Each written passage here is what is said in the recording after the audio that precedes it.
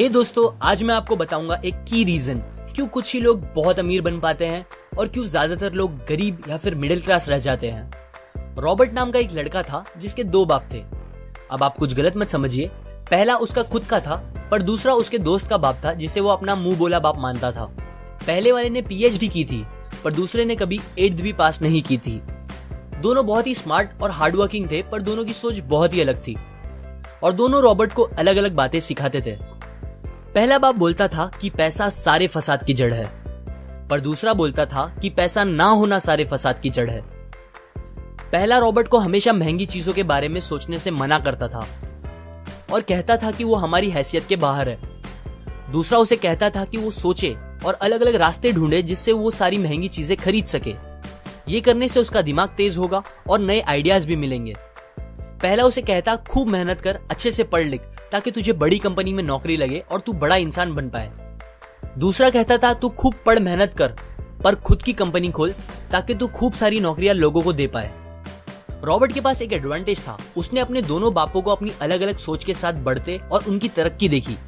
उसने अपना दिमाग लगाया और अपने दूसरे बाप की बातें मानी और फॉलो की, जो कि बाद में मायामी फ्लोरिडा का सबसे अमीर इंसान बना और उसकी सिखाई बातों से उसने खुद करोड़ों कमाए, जबकि उसका पहला बाप जिंदगी भर गरीब रह गया। सबसे इंपॉर्टेंट बातों में से एक बात जो रॉबर्ट ने अपने अमीर बाप से सीखी वो थी फाइनेंशियल लिटरेसी, जिसका मतलब है एसेट्स और लायबिलिटीज के बीच का डिफरेंस जानना। अब आप गौर से सुनिए, ये नॉर्मल कॉमर्स में सिखाए गए मीनिंग से थोड़ा अलग है। रॉबर्ट ने काफी इजी शब्दों में उसका मीनिंग बताया है, जो कि कुछ ऐसा है। एसेट्स कोई भी वो चीज होती है जो आपको पैसे बना के दे या फिर आपके जेब में पैसे डाले, और लायबिलिटीज वो चीजें होती है जो आपके जेब से पैसे ले ले या आपके पैसे खत्म करे। अमीर लोग इसीलिए अमीर होते हैं बिकॉज वो अपने एसेट्स बनाते हैं, जबकि मिडिल क्लास लोग बस लायबिलिटीज पे खर्च करते हैं। मिसाल के तौर पर रमेश और सुरेश नाम के दो दोस्त थे। दोनों सेम पोजीशन और सेम सैलरी पे काम करते थे। जब भी उन्हें सैलरी मिलती, रमेश अपनी सैलरी से नए कपड़े, नए गैजेट्स, नया फोन, बाइक या कार ऐसी चीजें खरीदता था जो उसे अमीर जैसा फील कराती थी।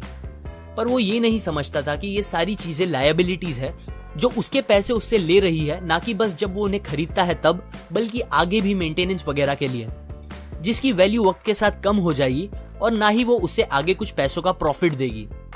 बट सुरेश ऐसा नहीं था। वो ये सारी चीजें नहीं खरीदता था जब तक कि उसके लिए बहुत जरूरी ना हो वो चीज खरीदना। वो पैसे जमा करता था और एसेट्स पे खर्च करता था, जैसे कि स्टॉक्स, बॉन्ड्स, रियल एस्टेट, अपनी खुद की स्किल्स बढ़ाने के लिए या कुछ सीखने के लिए जो उसे आगे और पैसे बना के दे। 2 साल बाद सुरेश करोड़पति बन गया, जबकि रमेश वैसे का वैसा अपनी कम सैलरी को कोसता रह गया और कहता था कम सैलरी उसके मिडिल क्लास होने का रीजन है। एक गरीब इंसान का कैश फ्लो कुछ इस तरह होता है। उसे पैसे मिलते हैं और फिर वो पैसे उसकी जरूरी खर्चों में खत्म हो जाते हैं। एक मिडिल क्लास का कैश फ्लो थोड़ा सा अलग होता है। उसे पैसे मिलते हैं, वो पैसे जरूरी खर्चों और लायबिलिटीज में खत्म कर देता है। इसीलिए मिडिल क्लास और गरीब में ज्यादा फर्क नहीं है। मोस्टली मिडिल क्लास लोगों को लगता है उनका घर उनका एसेट है, पर ऐसा नहीं है। आपका घर आपको पैसे बना के नहीं देता अनलेस आप उसको भाड़े पे दो, जबकि अमीर लोगों का कैश फ्लो ऐसा होता है। उन्हें पैसे मिलते हैं, वो उस पैसों से अपने एसेट्स बनाते हैं पहले और फिर उससे बने पैसों से खर्चा करते हैं। इसीलिए वो अमीर होते जाते हैं क्योंकि उनके इनकम के सोर्स बढ़ते जाते हैं। अगर आपको अमीर बनना है तो ये बात याद रखिए अच्छे से। इस बात से फर्क नहीं पड़ता कि आप कितना कमा रहे हैं, बल्कि आप उन पैसों को कैसे और कहां खर्च कर रहे हैं, ये इंपॉर्टेंट है। आपको कंज्यूमर की सोच से बाहर आकर इन्वेस्टर की सोच अपनानी पड़ेगी। लोग कंप्लेन करते हैं उनकी खराब कंडीशन का रीजन उनकी कम सैलरी है और सैलरी बढ़ेगी तो वो आराम से रहेंगे।